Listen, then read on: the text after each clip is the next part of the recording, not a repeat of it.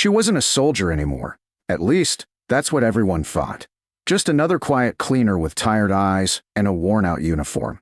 But if you agree that true heroes don't need medals to prove their worth, like and subscribe, because what you're about to hear will make you rethink everything you know about strength.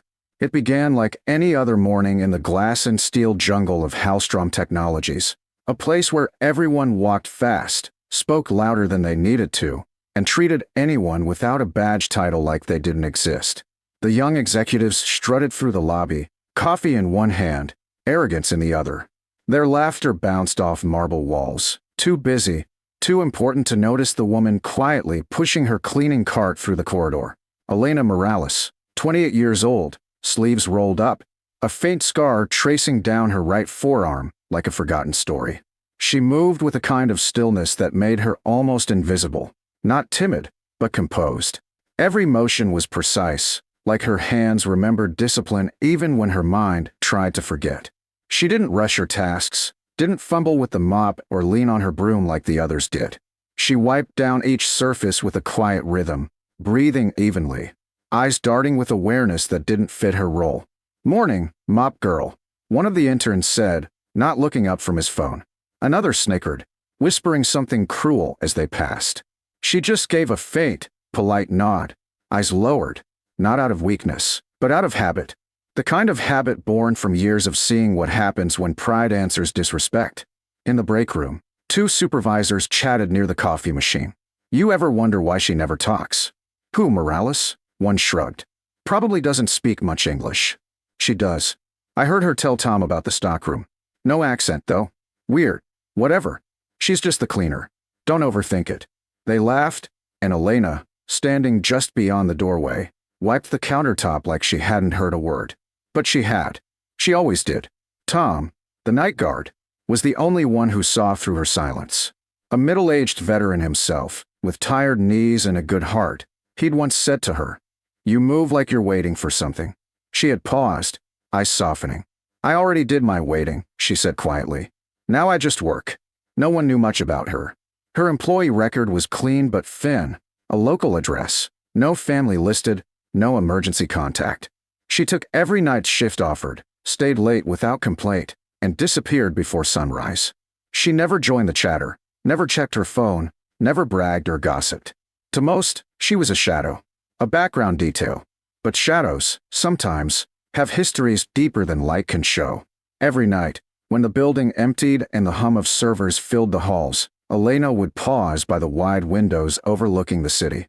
Down below, lights sparkled. The same kind of lights she'd once looked for from a helicopter, eyes scanning for signals, hearts beating in sync with the pulse of danger. She'd close her eyes for a second, and the sound of wind would change. In her mind, it wasn't the air conditioning anymore. It was rotors. It was command voices. It was chaos.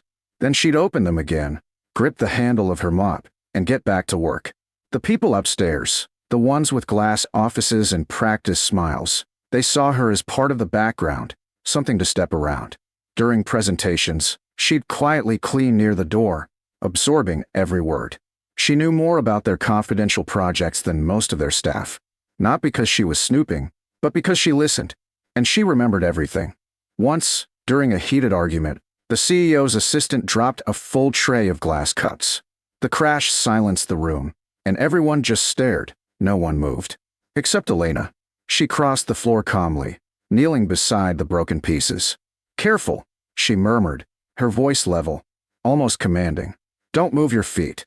Something in her tone, that sharp authority wrapped in gentleness, made them all freeze. She cleaned it up in silence, then stood, nodded once, and left. No one even said thank you. Later that night, Tom found her in the hallway, staring at her reflection in the dark glass. "You ever get tired of this?" he asked softly.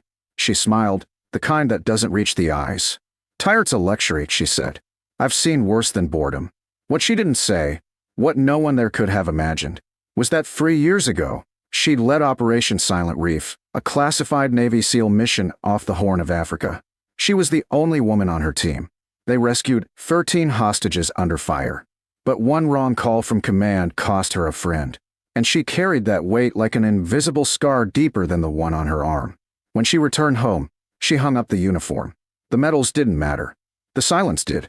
And now, here she was, mopping floors under fluorescent lights while people half her age laughed about their weekend plans. That evening, as the sun dipped behind the skyline, a company event buzzed in the main hall. Executives, partners, media. Elena was assigned to clean after hours, but she stayed in the background, quietly observing as she always did.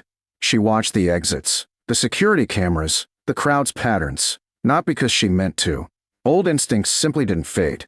When the last glass was raised in a toast, her reflection shimmered faintly in the champagne towers. Calm, distant, watchful. None of them saw the strength standing among them, disguised as humility. None of them could imagine that beneath that faded blue uniform was a woman who'd once commanded a team in the deadliest of zones, whose decisions had saved lives and broken her own heart in the process.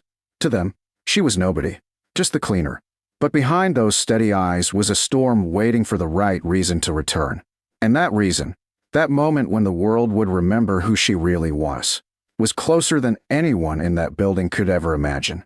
The night everything changed began like every other long, quiet shift. The party upstairs had ended hours ago, the laughter gone, the perfume faded, the music replaced by the low hum of servers and the ticking of the lobby clock. Elena Morales pushed her cleaning cart through the gleaming corridor, the wheels whispering over marble. The city lights outside flickered against the glass walls, painting her reflection in shards of gold and blue. Then, she heard it. A sound most people would have ignored. A muffled clank, then the dull echo of boots. Not the lazy shuffle of an employee running late. These steps were measured. Heavy. Intentional. Her body tensed before her mind could catch up. Her instincts, the ones she'd spent years burying, snapped awake like a switch flipped in the dark. Another sound followed, the distinct slide of metal against metal. Then the crash. The glass doors of the lobby exploded inward, and the world tilted. Free men in tactical gear stormed through, faces masked, weapons raised. Everyone on the ground, one shouted. His voice wasn't nervous. This wasn't a random robbery. These were professionals. Elena's hands froze around the mop handle. Around her, the handful of late employees screamed, ducked behind furniture, scrambled for phones that were immediately kicked away. The mercenaries moved like a unit, clearing corners, disabling cameras, securing the exits. The air grew thick with fear. The leader's gaze locked on her. You, cleaner, sit down and keep your head down. Her eyes met his for half a second, calm, unreadable, before she lowered them. She moved slowly, obediently, settling against the wall with her head bowed. Her breathing stayed even. Inside, she was already counting. 3 men, 2 assault rifles, 1 sidearm. Exit routes. North stairwell blocked, south corridor open. Time to response. 3 minutes, maybe 4.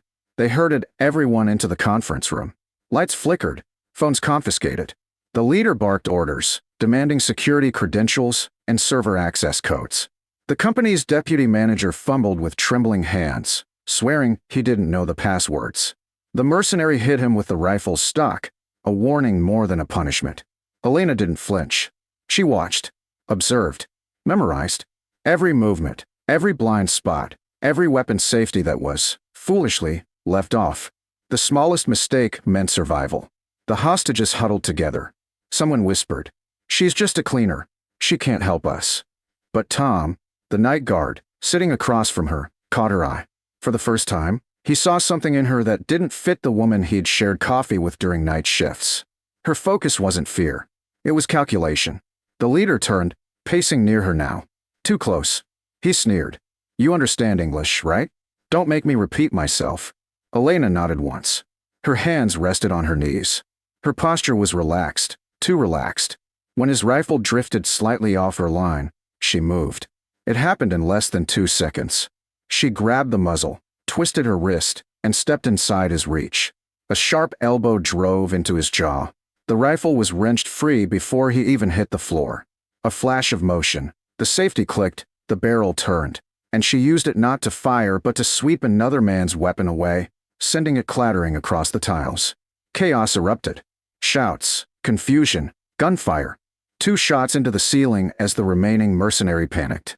But Elena was already behind him. A cleaning bucket ticked over, the liquid spreading across the floor. He slipped. She struck, swift, controlled, finishing the fight before anyone fully understood what they were seeing. In 90 seconds, 3 men were down. Disarmed. Breathing, but broken.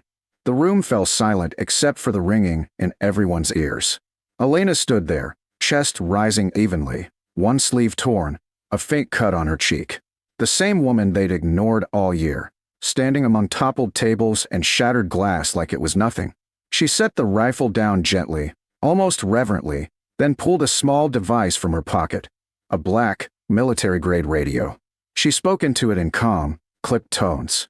Hostile situation neutralized. 3 targets down. No civilian casualties. You're clear to enter. The voice that answered was distant but respectful. Copy that, Commander Morales. We're inbound. When she turned back toward the stunned faces around her, the world seemed frozen. The deputy manager still crouched under the table. Tom stood slowly, his eyes wide. Elena, he whispered, his voice cracking. What are you? She exhaled softly. Just someone who used to clean up bigger messes.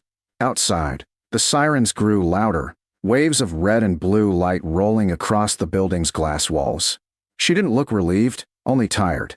The kind of tired that doesn't come from fear or exhaustion, but from carrying too many memories for too long.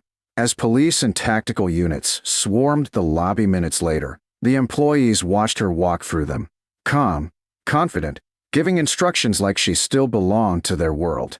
None of the officers questioned it. They knew who she was. To the rest, it was unthinkable. The cleaner, the quiet girl they'd mocked, ignored, and talked over, had saved every one of them. And as she stood beneath the flashing lights, the truth began to sink in. Elena Morales hadn't just survived war. She was war, quiet, disciplined, and invisible until the moment she needed to be seen. When the police finally secured the building, the chaos dissolved into whispers. Officers guided the trembling employees outside, but their eyes kept flicking back to her, to the woman standing in the center of the shattered lobby, calm and steady as if none of it had happened. Elena Morales. The cleaner. The police captain strode up, helmet under his arm. Good work, Commander, he said quietly, the title hanging in the air like a spark. Heads turned. The interns who'd once joked about her fell silent. Even the CEO, his tie askew, couldn't find the words. Tom stood nearby, still holding a trembling hand against a cut on his forehead. Commander, he echoed, barely believing it. The captain nodded. Lieutenant Commander Elena Morales, former U.S. Navy SEAL.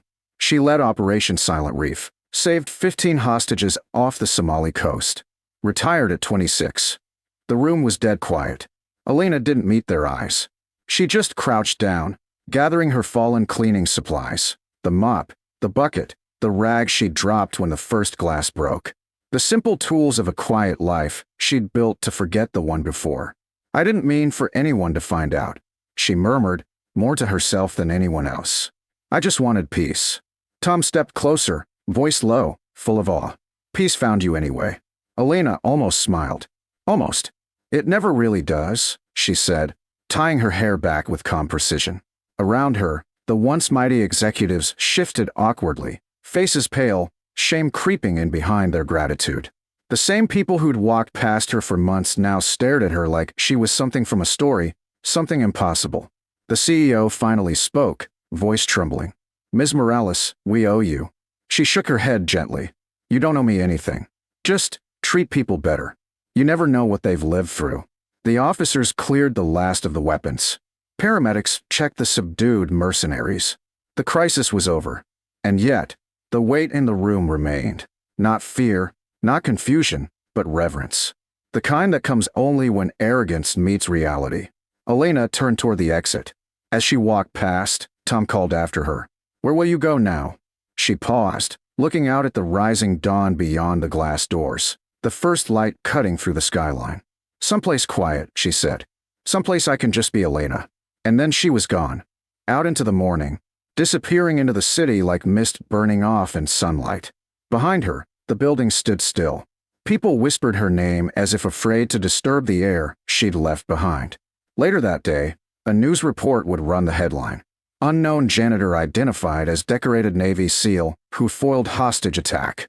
But by then, Elena Morales was already miles away, carrying nothing but a small duffel bag, a scar on her arm, and the calm of a woman who had nothing left to prove. Sometimes, the greatest warriors don't wear medals or march in parades. Sometimes, they mop the floors, keep their heads down, and wait quietly until the world needs saving again.